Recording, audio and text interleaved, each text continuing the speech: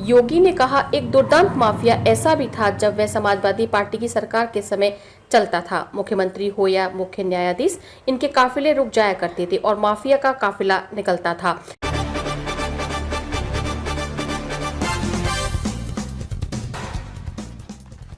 मुजफ्फरनगर लोकसभा क्षेत्र के गांव सरधना में हुई जनसभा में पहुंचे योगी आदित्यनाथ ने विपक्ष पर जमकर निशाना साधा। उन्होंने कहा कि जिन दूरदांत अपराधियों के नाम से ही कर्फ्यू जैसा माहौल हो जाता था, उनकी अब कितनी दुर्गति हो रही है। समाजवादी पार्टी पर हमलावर होते हुए योगी ने कहा कि एक दुर्दांत माफिया ऐसा भी था जब वह समाजवादी पार्टी की सरकार के समय चलता था तो मुख्यमंत्री हो या मुख्य न्यायाधीश, इनके काफिले रुक जाया करते थे और माफिया का काफिला निकलता था। उन्होंने कहा कि निर्दोष लोगों को मारोगे तो मिट्टी भी नहीं मिल पाएगी। योगी ने कहा कि जिनकी गर्मी हम शांत कर चुके हैं, उनको गर्म मत होने दीजिए।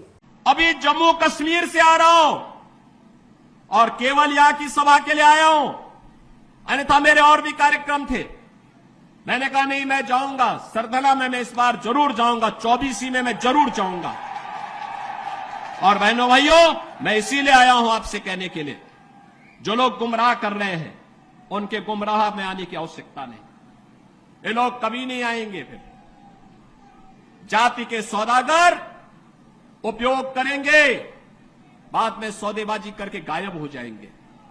हमें किसी भी ऐसे व्यक्ति के बहकावे में नहीं आना है जिससे हमारा राष्ट्र धर्म खतरे में आए।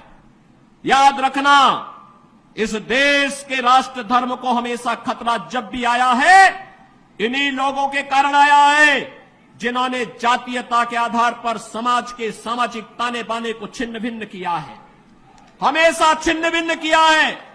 और बहनों और भाइयों, मैं आपको इस बात के लिए आश्वस्त करता हूं कि कोई माई के लाल बाल बांका नहीं कर सकता है। सुरक्षा की इतनी पुख्ता व्यवस्था हमने की है यूपी के अंदर। आज आप देखते होंगे बड़े बड़े दुर्दांत माफिया और अपराधी किस कदर उनकी दुर्गति हो रही है।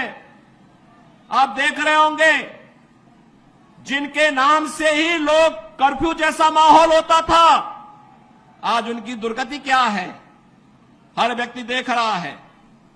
इन माफिया और अपराधियों की स्थिति क्या है, आप रोज सोशल मीडिया के प्लेटफॉर्म को उठा करके देखते होंगे। एक दुर्दांत माफिया ऐसा भी था, बहनों और भाइयों, जब समाजवादी पार्टी की सरकार के समय चलता था तो मुख्यमंत्री हो या मुख्य न्यायाधीश, इन सब के काफिले रुक जाते थे और माफिया का काफिला निकलता था। और जब हमने कार्रवाई की उस माफिया के खिलाफ और उसको रगड़ करके कोर्ट के सामने प्रस्तुत किया तो उसकी पैंट गीली हो गई थी, उसकी पैंट गीली हो गई थी।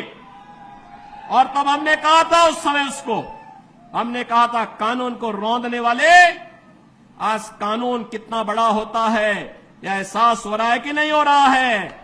और निर्दोष लोगों को मारोगे तो मिट्टी भी नहीं मिल पाएगी। और बहनों और भाइयों, इसीलिए मैं आया हूं आपसे कहने के लिए, देखो, जिनकी गर्मी हम शांत कर चुके हैं उनको गर्म मत होने दीजिए। अब